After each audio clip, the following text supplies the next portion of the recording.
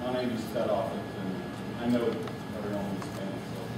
So, if you have been around as long as I have, over 30 years, you get to know a lot of people. My name is Offutt. On the ballot, it's Theodore. My parents gave me that name.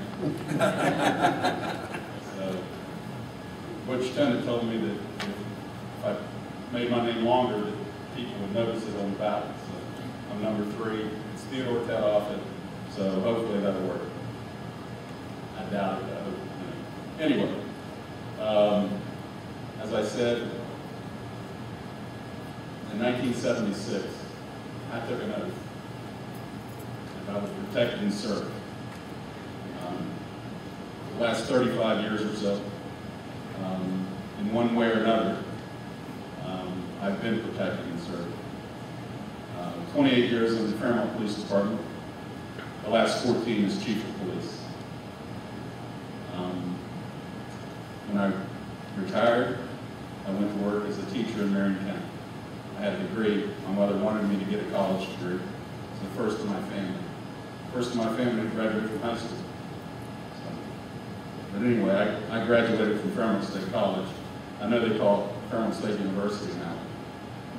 It was Fairmont State College then. I have a teaching degree. I'm a history teacher.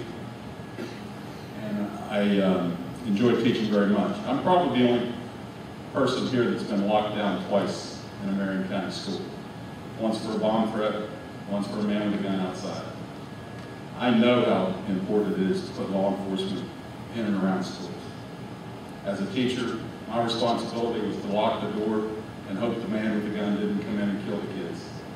You think about that responsibility you give to teachers every day. Why we don't have school resource officers in our high schools, I don't know. Why we don't train them to deal with bullying, to deal with cyberbullying, to deal with the issues of this century, the new issues that we have in schools. The designer drugs that are available, the prescription drugs that are available. There's so many issues out there that I could talk about. I have 3 minutes to convince you that I know what to do as the Marion County Sheriff. That's almost an impossible job in 3 minutes. But I will tell you a little bit about my background. I went to the FBI National Academy. I'm a proud graduate of that institution. I'm a proud graduate of LEADS, which is Law Enforcement Executive Development, an FBI course. I graduated from West Virginia State Police Academy, maybe the best academy in the United States of America. I went to hundreds of training seminars, training classes, everything from bomb tech to EMT to race sensitivity training. Over 30 years, I've been to more training than I care to remember. I can remember. Last week, I graduated from a batterer intervention course. My name is Biggie, and I've been contemplating running for sheriff for about the last 6 or 8 years now, because I see some things that need to be done or at least improved on. This is the first time that I've actually decided to put my name out there, because I've always thought that whoever was in the office at the time would take care of all the stuff that I was looking at over the years. And again, over the years, a lot of those same problems have been overlooked. One of the first questions that normally gets asked if somebody running for this office is, what are your qualifications? So let me answer that question by saying I'm a retired Marine. I've worked or dealt with people with just about every race, religion, nationality, and economic background. And what I've learned by that, or through that, is the fact that everybody is unique.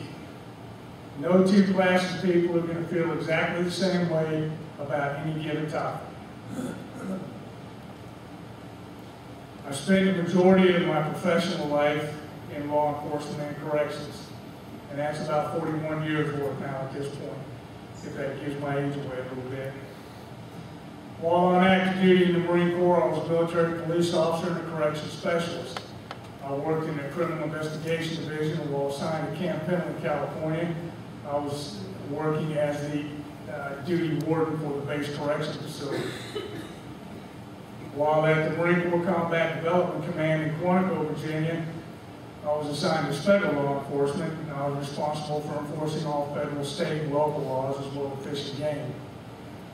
In 1993, when I retired from the Marine Corps, I became the chief of police for the town of Granttown. And in 1996, I went to the Industrial Home for Youth, which is a maximum custody juvenile prison in Salem, West Virginia. I went there as a unit manager, and then I eventually became the superintendent of that facility. In 2006, I came back to the town of Granttown as chief. It's a good job. I attended the West Virginia State Police Academy, and I graduated here in 2008 with the Outstanding Officer Award. I was, for a time, I'm not sure if I still am or not, but the oldest person to graduate that academy. Excuse me.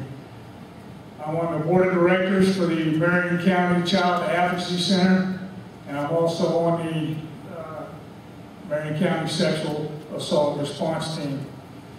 There's a couple areas that I want to talk over, and I know they're going to start flashing signs at me here in a minute. I yield. A couple of things that I want to talk about tonight were equal protection for all citizens of Marion County. And by that, I'm not trying to say that the citizens of Marion County are not being protected. What I am saying is that I see areas of our county who have a high degree of visible law enforcement presence. I also see areas of our county that seem to have very little law enforcement presence. Some of those areas have their own 1- or 2-man police departments, who I am sure would appreciate the aid or assistance of the sheriff's